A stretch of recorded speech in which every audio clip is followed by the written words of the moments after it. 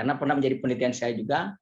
Nah, ternyata mereka itu tidak berkeinginan anaknya mereka menjadi seorang nelayan, ya. Nah, itu. Walaupun mereka punya banyak ada kapal, ya, dan mereka itu yang sehingga saya pemikiran saya itu adalah, wah, bapaknya sudah sukses, ya, punya banyak kapal, dia punya perahu, ya, bisa mencari ikan. Kemudian mereka tidak menginginkan anaknya menjadi seorang nelayan. Ada apa ini? Ini satu pertanyaan besar buat saya. Sebelum kita mulai videonya, mari kita tekan subscribe terlebih dahulu. Dan jangan lupa loncengnya.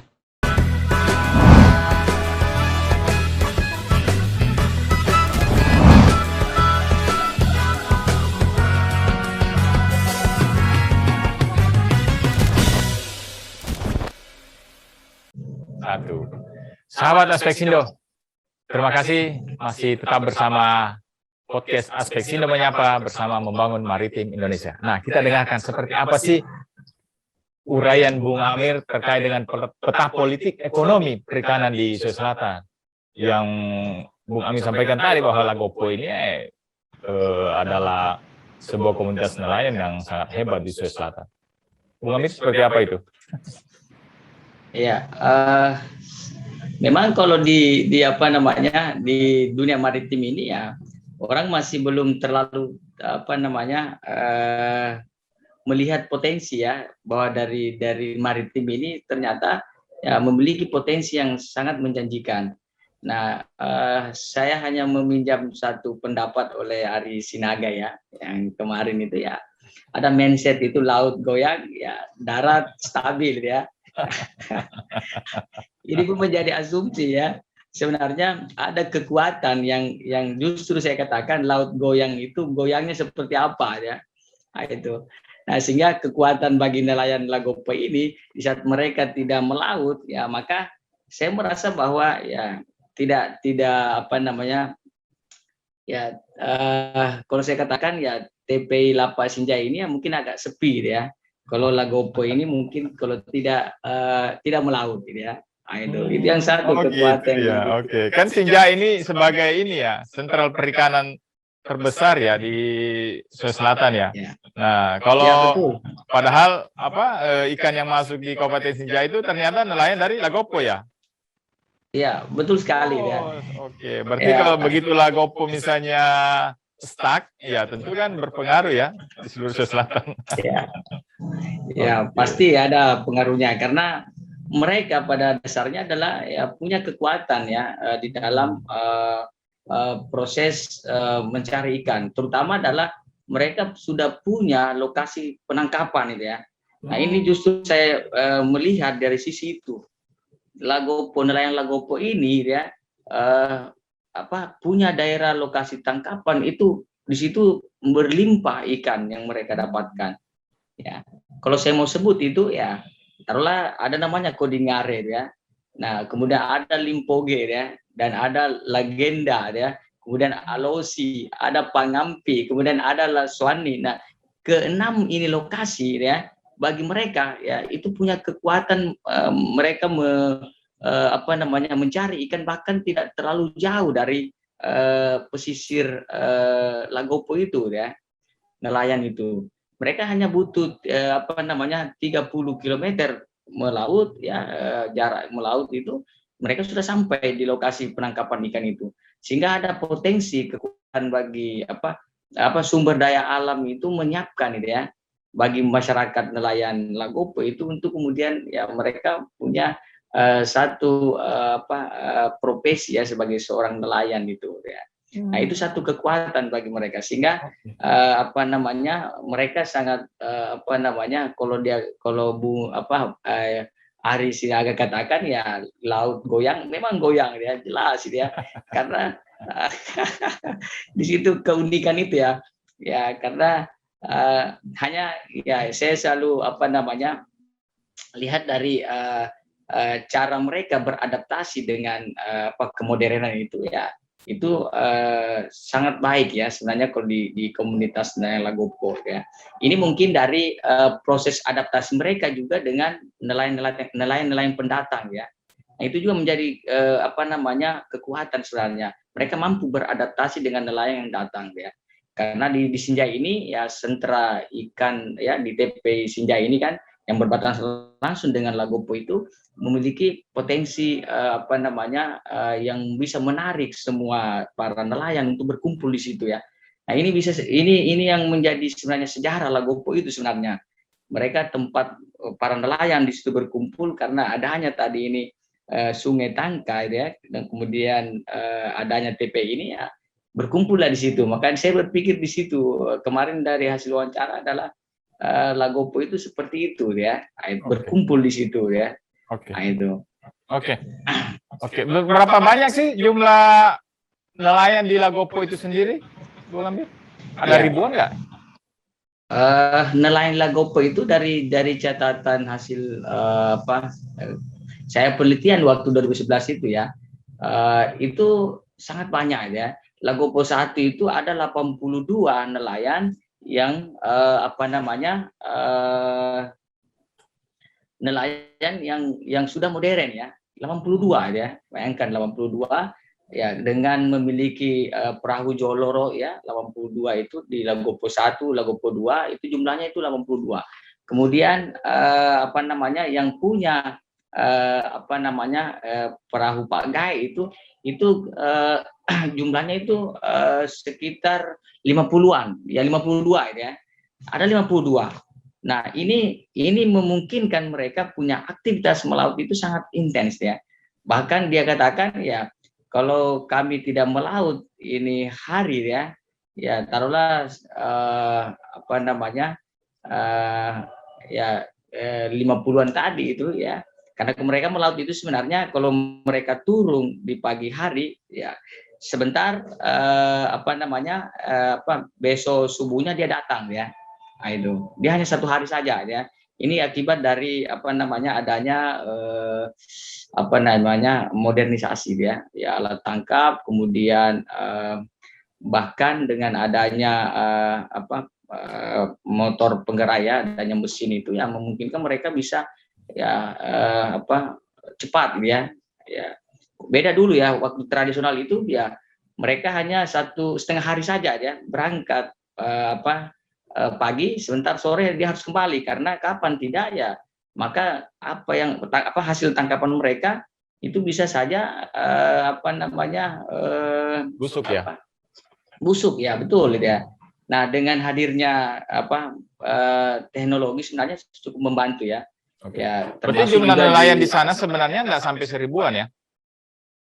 Oh tidak ya, tidak sampai ya. Tapi saya hanya hitung dari jumlah kapal ya, jumlah kapal yang tadi yang 82 itu ya. Kemudian itu jolor ya, sejenis pencari ikan. Artinya kan ya. satu kapal itu kan bisa sampai puluhan nelayan di atasnya kan? Tidak ya, kalau di kalau nelayan pagai itu kan itu bisa minimal sampai 17 orang gitu ya, orangnya ABK-nya ya, dengan penggawa lautnya ya. Nah, itu kalau Pak Joloro itu ya mereka hanya sampai 5 sampai 7 ya orang, sehingga kalau dihitung 28 dikali lagi jumlah orang di atasnya ya mungkin ya ratusan ribuan ya. Iya, ribuan juga ya, betul, itu, ya, karena satu kapal bisa 10-15 orang, ya kan? Oke. Itu yang teridentifikasi, artinya yang berizin kali ya. Banyak kan nelayan kita ini nggak mau urus izin, ya ngapain urus izin? Orang ini laut-laut kita, masa harus izin lagi kan gitu mungkin kali ya. Ya. Nah, ini menjadi penting sebenarnya ya. Kalau nelayan itu ya, kalau tidak melaut ya kita mungkin kebutuhan untuk makan kita ya sebagai laut itu kan tidak terpenuhi ya. Nah, olehnya itu ya kita harus mendukung lah ya nelayan ini dalam beraktivitas. Baik, saya bahkan berpikir ya, siap, silakan. Saya sempat berpikir begini ya, karena saya pernah bertanya ke satu nelayan yang dia adalah nelayan penggawa pemilik modal ya. Saya bertanya ke dia ya, ini karena bergantung dari saya melihat dari pola asuh ya anak-anak nelayan di sana. karena pernah menjadi penelitian saya juga. Nah, ternyata mereka itu tidak berkeinginan anaknya mereka menjadi seorang nelayan, gitu ya. Nah, itu. Walaupun mereka punya banyak ada kapal ya, dan mereka itu yang sehingga saya pemikiran saya itu adalah bapaknya sudah sukses, dia punya banyak kapal, dia punya perahu, ya bisa mencari ikan. Kemudian mereka tidak menginginkan anaknya menjadi seorang nelayan. Ada apa ini? Ini satu pertanyaan besar buat saya. Nah, sehingga saya berpikir perlu ada edukasi nelayan ini. Ya, mereka perlu diedukasi dalam artian, bahkan saya berpikir ya perlu ada sekolah nelayan kayaknya ini kalau begini ya. Oke. Berarti kalau begitu cara berpikirnya ya lambat laun nelayan pasti akan berkurang dong jumlahnya. Kan turunannya aja sudah tidak diarahkan menjadi seorang nelayan gitu kan. Malah mungkin bercita-cita jadi PNS semua. Ya, betul sekali dia. Betul sekali, di situ ada arahnya ke situ ya. Padahal sebenarnya ya mungkin yang berbeda ya, kalau menjadi seorang petani dengan nelayan pasti berbeda ya. Dari posisinya ya, kalau petani itu kan resikonya agak kurang ya. Tapi kalau nelayan itu kan resikonya tinggi ya, sangat tinggi ya. Bahkan ya hari ini kalau kita melaut ya punya modal 1 juta, itu bisa saja tidak kita bisa rugi ya, tidak dapat lagi 1 juta karena biaya-biaya tadi itu ya keluarlah solar ya, perjalanan ke laut, logistik itu bahkan kita bisa rugi ya. Nah, sehingga banyak juga berpikir nanti mereka tidak lagi menjadi seorang nelayan gitu ya. Nah, itu. Nah, yang saya pikirkan tadi itu ya, karena orang tuanya seorang punggawa besar, kemudian berpikir anaknya nggak perlu ikut dengan saya ya. Bahkan ada berapa nelayan punggawa itu saya tanya seperti itu. Memang pada hakikatnya mereka tidak menginginkan anak mereka menjadi seorang nelayan sama dengan ayahnya ya. Nah, itu. Nah, ini menjadi pertanyaan besar ya. Nah, itu. Sehingga mungkin memang ya perlu ada namanya sekolah nelayan ini ke depan itu ya, minimal mereka kalau dalam konteks pertanian, di bidang pertanian kan ya selalu kan mindsetnya bahwa petani itu kan sebenarnya tidak jorok ya. Selalu orang mengatakan petani itu kotor ya.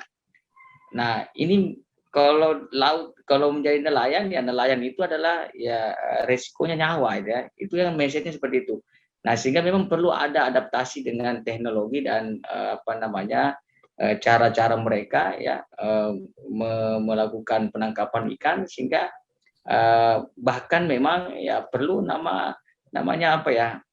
dalam perkembangan ya, bahkan dengan adanya sosialisasi yang intens ya, regulasi kebijakan pemerintah yang bagus ya, kemudian bahkan pola pemasaran ya itu perlu ada edukasi di situ ya, sehingga mereka tahu ya cara bagaimana menjadi nelayan yang adaptif dengan lingkungan gitu ya. Nah, itu mungkin penting. Oke, betul, setuju Bung Amir. Jadi artinya mindset bahwa menjadi nelayan itu sesuatu yang berbahaya, misalnya penuh dengan ketidakpastian, termasuk ketidakpastian masa depan, itu harus dirubah ya. Baik, saya kira itu tugas seluruh stakeholder ya, termasuk kita akademisi ya, tentu harus memberikan pencerahan-pencerahan. Baik, Bung Amir, terima kasih atas waktunya ya. Bersama podcast Aspek Sindo, semoga kita ya bisa memberikan solusi-solusi terbaik lah terhadap berbagai persoalan nelayan di Indonesia. Baik, sahabat Aspek Sindo, kita jumpa kembali di podcast Aspek Sindo. Aspek Sindo, satu laut, sejuta manfaat. Baik, terima kasih.